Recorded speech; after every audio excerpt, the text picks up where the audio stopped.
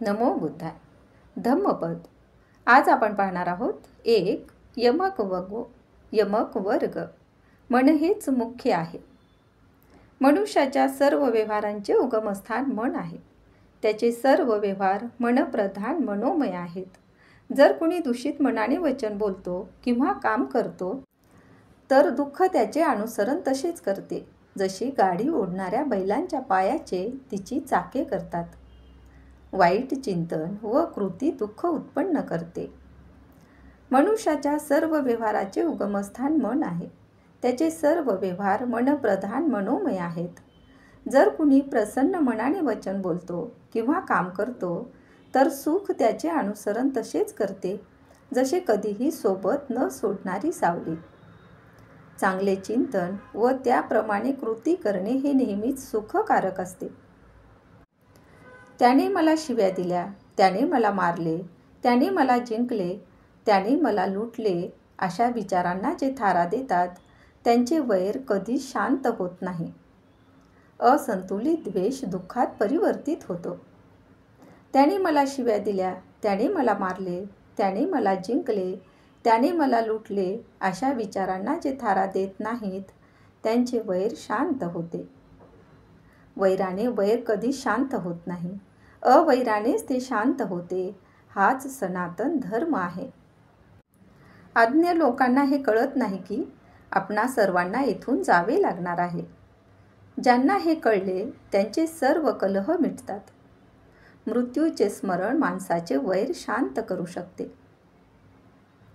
जो पुरुष राग दृष्टीने वावरतो, जो इंद्रियांना लगाम लावित नाही, जो भोजनाची उचित मात्रा जाणीत नाही, जो आळशी व उद्योगहीन आहे, अशा पुरुषाला मार त्याचप्रमाणे भ्रष्ट करतो, ज्याप्रमाणे सोसाट्याचा वारा दुर्बल झाडाला.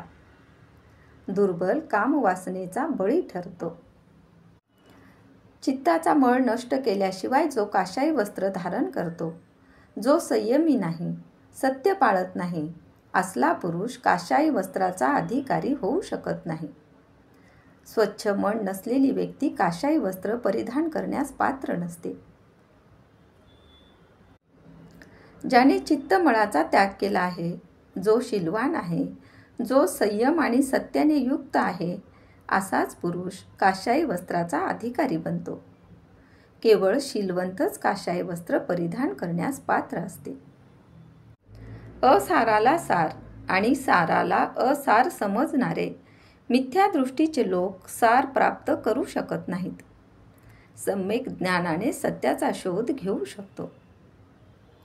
साराला सार आणि असाराला असार समजणारे सम्यक दृष्टीचे लोक सार प्राप्त करतात.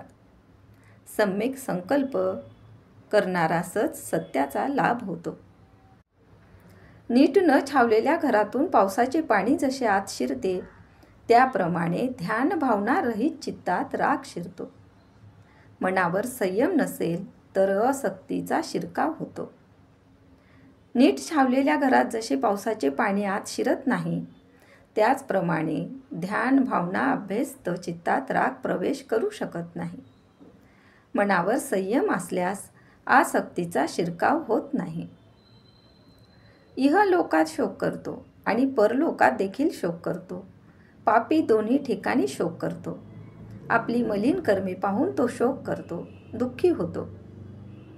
वाईट कृत्यातून दुःखाचा उदय होतो. ब्रह्मलोकात मोद करतो आणि परलोकात देखील मोद करतो. पुण्याला दोन्ही ठिकाणी मोद करतो. तो मोद करतो. आपली शुद्ध कर्मे पाहून तो आनंदित होतो. कुशल कर्माने सुखाची प्राप्ती होते. इहलोकात संताप करतो आणि परलोकात देखील संताप करतो. पापी दोन्ही लोकात संताप करतो. मी पाप केले असे जाणून तो संतापतो. दुर्गती प्राप्त झाल्यामुळे तो अधिकच संतापतो. अकुशल कर्माने दुःखाची प्राप्ती होते. इहलोकात आनंद मानतो आणि परलोकात देखील आनंद मानतो. पुण्याला दोन्ही ठिकाणी आनंद मानतो. मी पुण्य केले आहे असे जाणून तो आनंद मानतो. तो सुगती प्राप्त झाल्यामुळे अधिकच आनंदी होतो. कुशल कर्म करणारा नेहमी आनंदी असतो.